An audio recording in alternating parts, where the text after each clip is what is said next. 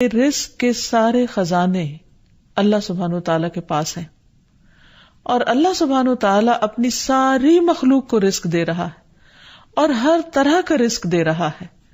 اور پھر بھی اس کے خزانوں میں کمی نہیں واقع ہوتی۔ ایک حدیث قدسی میں آتا ہے، اللہ تعالیٰ فرماتے ہیں کہ اے تمام جن و انس،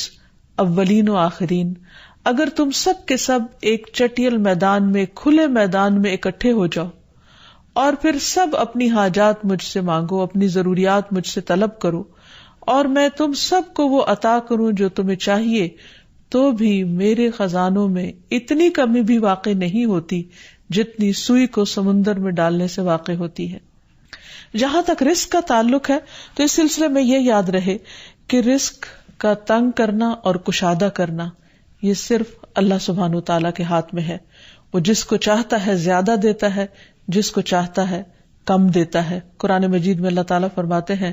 واللہ یرزق من یشاء بغیر حساب، اللہ جس کو چاہتا ہے بے حساب رزق عطا کرتا ہے، اور پھر اگر وہ کسی کو زیادہ نہیں دیتا، اس پر رزق تنگ کر دیتا ہے، تو بھی اس میں اس کی اپنی حکمت اور مصلحت کار فرما ہوتی ہے۔ بعض لوگوں کو رزق کی زیادتی نقصان دیتی ہے، اور بعض لوگوں کو رزق کی کمی فتنے اور مشکل میں ڈال دیتی ہے کہ ان کے ایمان جانے کا خطرہ ہوتا ہے۔ اسی طرح بعض کو رزق کی کشادگی اللہ کی یاد سے غافل کر دیتی ہے، یعنی انسان مختلف مزاج کے ہوتے ہیں، تو اللہ تعالیٰ چونکہ بندوں پر مہربان ہے، وہ جانتا ہے کہ کس بندے کے ساتھ اسے کیسا معاملہ کرنا ہے، کسے زیادہ دینا ہے اور کسے کم دینا ہے۔ اس لیے ہمارے معاملے میں اللہ تعالیٰ کا جو بھی فیصلہ ہو اسے بخوشی قبول کر لینا چاہیے، اور اس کے ساتھ ساتھ اس سے اچھی امید رکھنی چاہیے۔ رزق کے سلسلے میں یہ بات بھی یاد رہے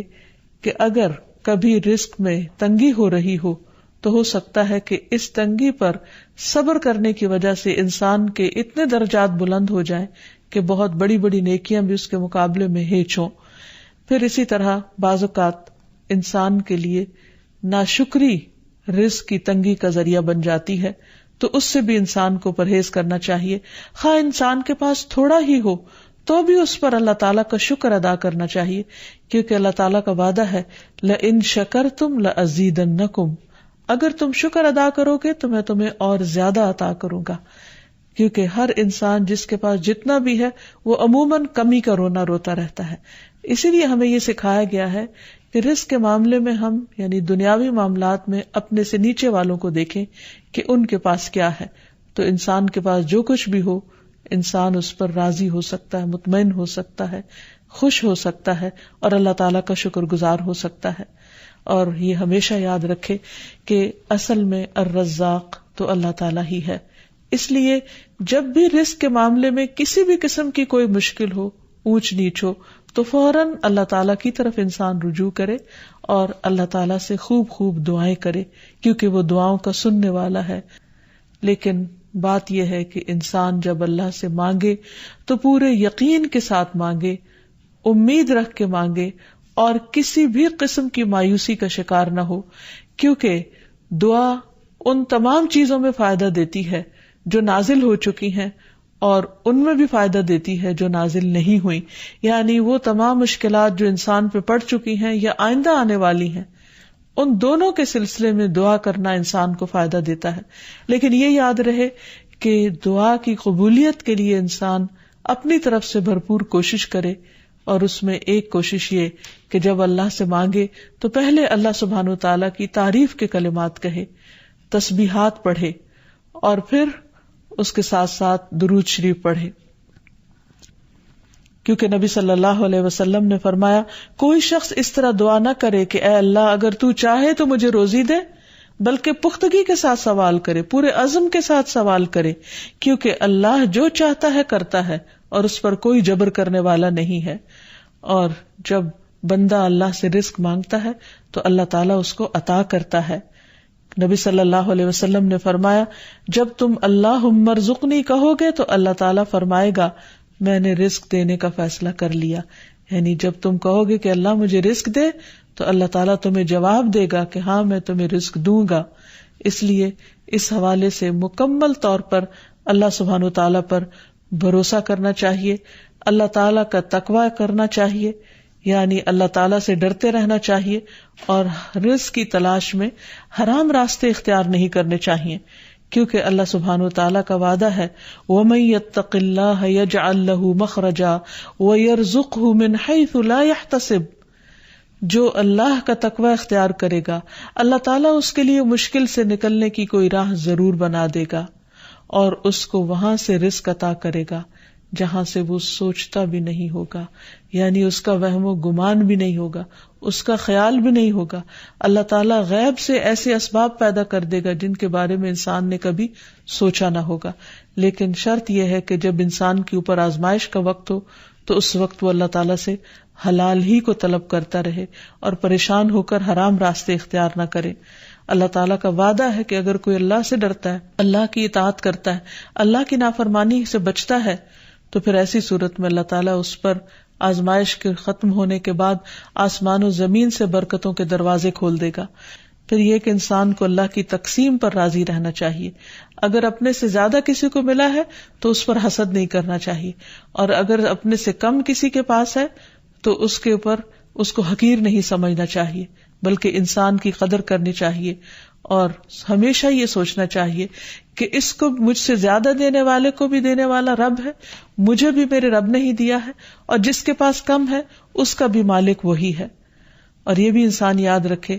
کہ انسان جب حرام سے بچتا ہے، غلط راستوں سے بچتا ہے، اللہ تعالیٰ کی فرما برداری کرتا رہتا ہے، اس کا شکر ادا کرتا رہتا ہے، تو اللہ تعالیٰ اس کو حلال طریقوں سے بھی رزق عطا کرتا ہے۔ حدیث میں آتا ہے کہ رزق کی تلاش میں میانہ روی اختیار کرو، یعنی بہت ڈیسپریٹ نہ ہو جاؤ، اللہ تعالیٰ ضرور دروازہ کھولے گا۔ کہیں ایسا نہ ہو کہ رزق کا مؤخر ہونا یعنی ڈیلے ہونا تمہیں اس بات پر اکسا دے کہ تم اللہ تعالیٰ کی نافرمانیاں کرنے لگو، یعنی نافرمانی کے ذریعے اس کا رزق تلاش کرو۔ یاد رکھو جو کچھ اللہ تعالیٰ کے پاس ہے وہ اس کی اطاعت سے ہی حاصل کیا جا سکتا ہے، اور اس سلسلے میں خصوصی طور پر استغفار بہت کارآمد ہے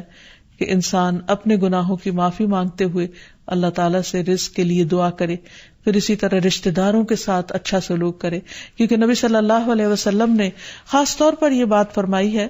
کہ جو شخص یہ چاہتا ہے کہ اس کی عمر دراز ہو اور اس کے رزق میں وسعت ہو تو اسے چاہیے کہ وہ صلہ رحمی کرے، یعنی اپنے رشتہ داروں کے ساتھ اچھا سلوک کرے۔ پھر انسان ہمیشہ یہ یاد رکھے کہ مال دینے سے بڑھتا ہے، صدقہ خیرات مال میں اضافے کا ذریعہ بنتا ہے۔ پھر اسی طرح خرید و فروخت میں سچ بولنا مال میں برکت پیدا کر دیتا ہے، اور جھوٹ مال کی برکت کو اٹھا دیتا ہے۔ اور پھر خاص طور پر انسان رزق کے لیے دعائیں کرتا رہے، کیونکہ سارے خزانے تو اللہ کے پاس ہیں، وہ جب جس کو جتنا چاہے عطا کر سکتا ہے۔ اس کے لیے نبی صلی اللہ علیہ وسلم کی سکھائی ہوئی مسنون دعائیں بہت ہی بہترین ہیں۔ نبی صلی اللہ علیہ وسلم ہر روز صبح فجر کی نماز کے بعد یہ دعا پڑھتے تھے، اللہم انی اسألک علما نافعا ورزقا طیبا وعملا متقبلا، اے اللہ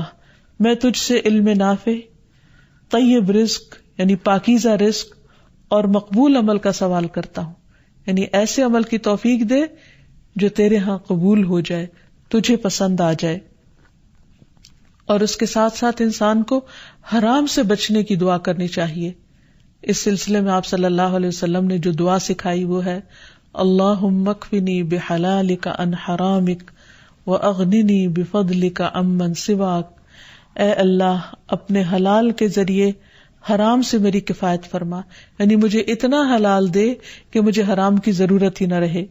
اور اپنی مہربانی سے مجھے اپنے علاوہ ہر ایک سے بے نیاز کر دے،